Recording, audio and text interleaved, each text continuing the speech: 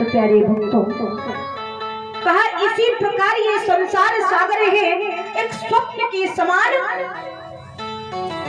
जो दिख रहा है सब कुछ नष्ट हो जाता है, और अगर नष्ट नहीं होता तो वो है सिर्फ ईश्वर का नाम, हरि का चिंतन।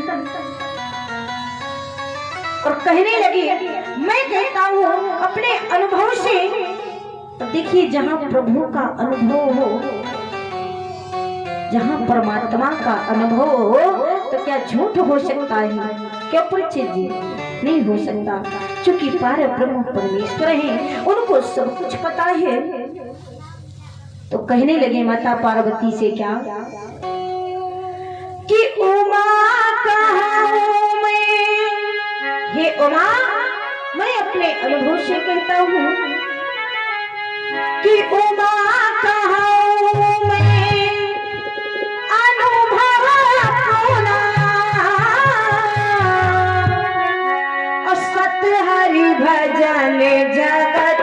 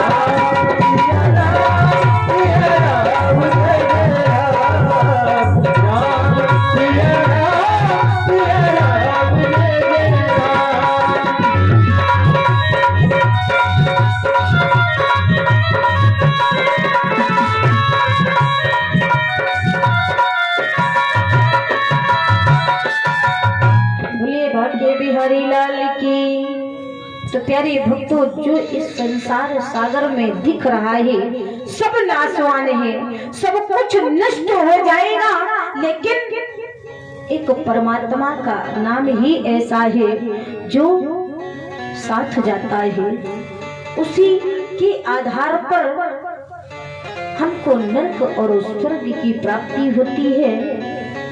तो प्यारे भक्तों, अगर मानव जीवन में अगर कुछ प्रभु का चिंतन न किया तो ये मानव जीवन बेकार है।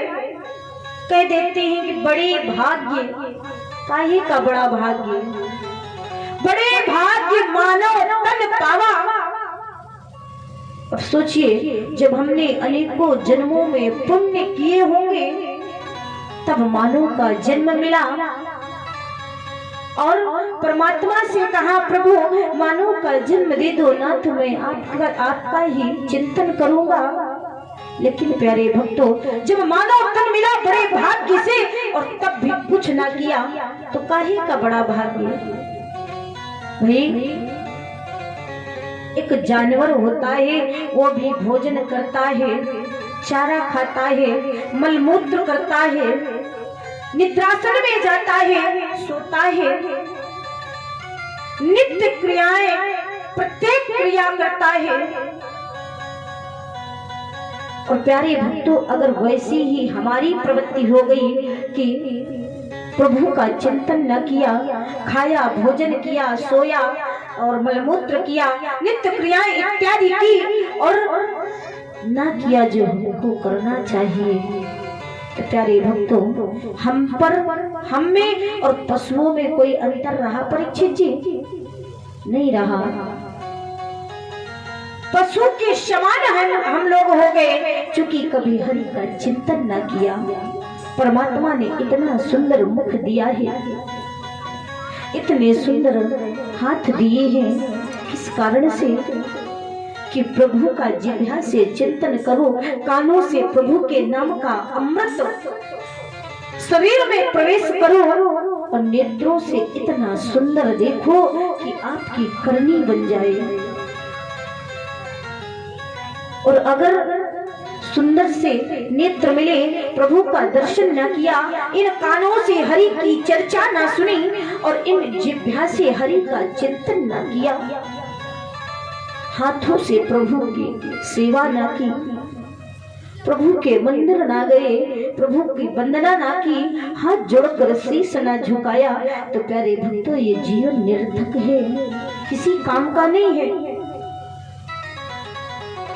और नहीं तो जन्म मिल गया और पता नहीं पूर्व जन्म में क्या ऐसा बन जाए जो बोलने को भीतर से।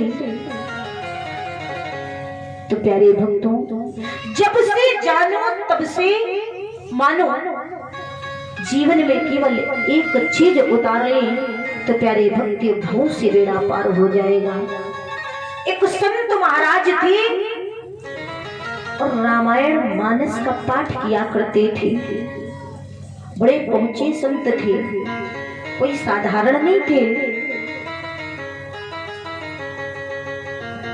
तो क्या हुआ, संत भगवान बड़े तपस्वी थे, साधारण नहीं थे संत जी। लेकिन एक बार उन्होंने सोचा कि मैं थोड़ा सा विचरण कर लूं, किसी और आश्रम को जाऊं, देखूं वहां पर क्या होता है, कैसा होता है, क्योंकि एक जगह रहते रहते जी ऊब जाता है।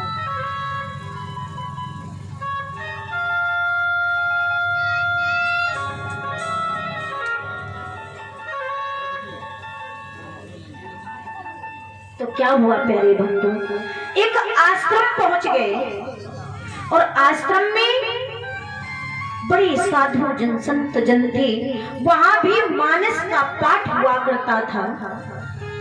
संत जी पहुंचे, बोले बड़ा सुंदर लग रहा है, मानस का पाठ हो रहा है।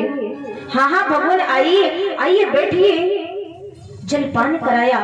तो संत भगवान ने पूछ लिया कि कितनी बार मानस का पाठ हो चुका है। देखिए, उसी आश्रम में पूछा कि कितनी बार मानस का पाठ हो चुका है। और संतों का सरल स्वभाव, पूछ लिया और किसी ने कह दिया भगवान 1000 बार मानस का पाठ हो चुका है। अच्छा, अब देखिए, अब जो संत पूछ रहे हैं कि कितनी बार हुआ है, तो दूसरों ने बताया कि 1000 बार मानस का पाठ हो चुका है। अच्छा, 1000 बार हो गया? हाँ हाँ भगवान 1000 बार हो गया। संत जी ने कहा क्या बताऊं, मैं भी मानस का पाठ करता हूँ, लेकिन कुछ तो मैंने पढ़ा अध्ययन किया, लेकिन एक चौपाई को मैं आज तक पूरा नहीं कर पाया। अब बड़े चकित हो गए, ऐसा क्यों बोल रहे, बड़े तपस्वी हैं, एक चौपाई को पूर्ण क्यों नहीं कर पाए? तो किसी ने पूछा भगवान ऐसा क्यों, एक चौपाई क्यों नहीं पूरी कर पाए? उन्होंने कहा क्या बताऊं, ऐसी चौपाई है कि मैं उसको पूरा ही नहीं कर पा रहा हूँ और अनेकों वर्षों से लगा उसको पूरा करने की। तो संतों ने कहा हाथ जोड़कर भगवान क्या बात है, आप घुमा के क्यों पूछ रहे हैं, थोड़ा सीधे में बताइए ना। अच्छा तो सुनो क्या कहा संत भगवान ने कि पर ही तो सारी सो धर्म नहीं भाई, पर पीड़ा सम नहीं अजमाई। राम सिया राम सिया राम जय राम, राम सिया राम सिया राम जय राम।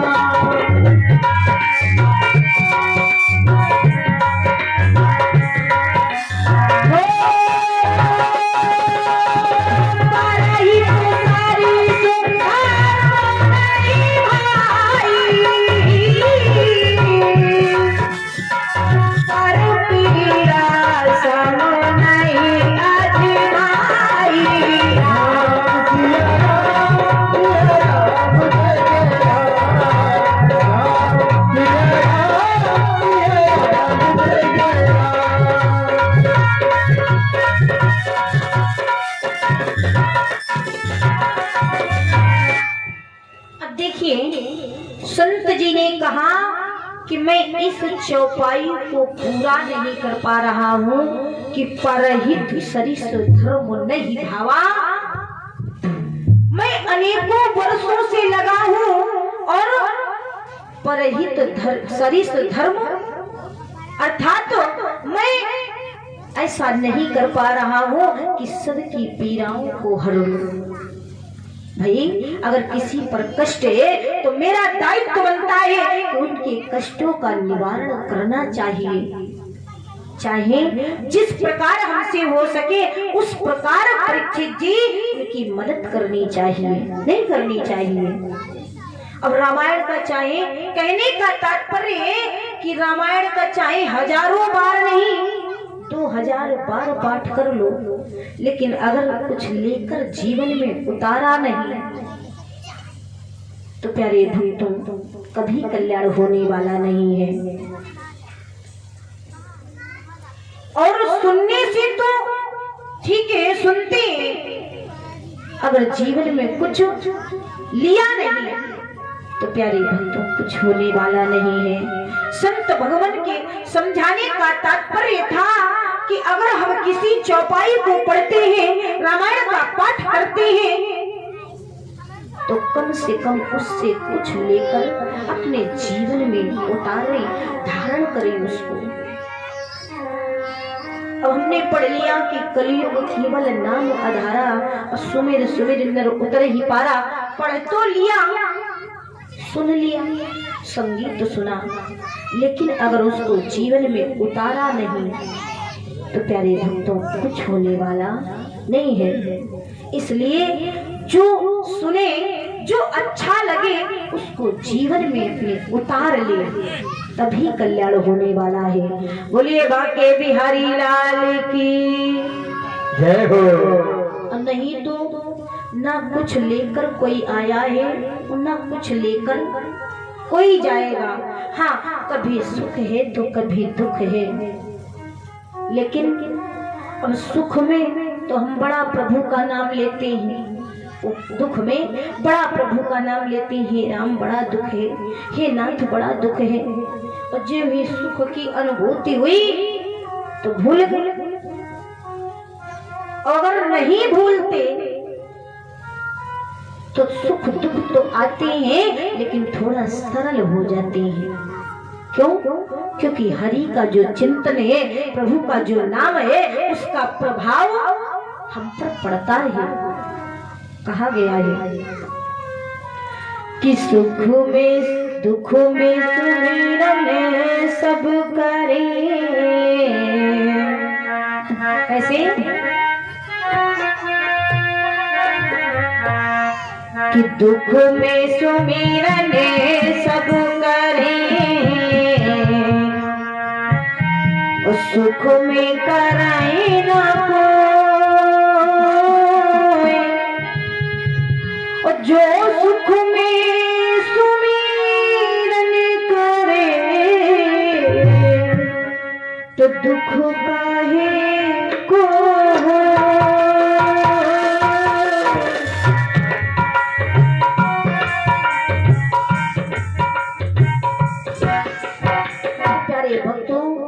हमें अपनी दिनचर्या के हिसाब से प्रभु का चिंतन करना चाहिए। चाहे सुख हो जीवन में, चाहे दुख हो, क्योंकि भगवान राम जब आए इस मृत्यु लोक में, हेलो,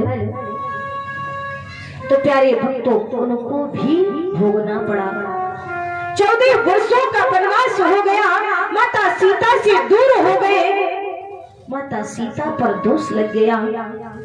तो प्यारे भक्तों हम तो एक सूक्ष्म जीव हैं जिसका कोई आकार नहीं, इतने छोटे हैं कि हम उनके आगे दिखाई तक न पड़े। इतने मर्यादा पुरुषोत्तम थे, धर्म पर चलने वाले थे, लेकिन प्यारे भक्तों उन पर भी दोष लग गया। तो हम पर और आप पर लगना तो कोई साधारण बात नहीं है। इसलिए जीवन का आधार है तो प्रभु का चिंतन करें। कहाँ लग करो नाम बढ़ाई, कितना कहूँ, ये सूक्ष्म प्राणी, ये सूक्ष्म जीव उनके नाम की बड़ाई के लायक नहीं, कहाँ तक उनकी महिमा है ये इस मुख से वर्णन नहीं किया जा सकता। इसलिए प्यारे भक्तों, चाहे कथा सुनो, सब कुछ करो, लेकिन प्रभु का नाम ना भूलो, सुन करके जीवन में कुछ उतार लो, तभी इस जीवन का कल्याण है। बोलिए बांके बिहारी लाल की जय हो। बोलिए कन्हैया लाल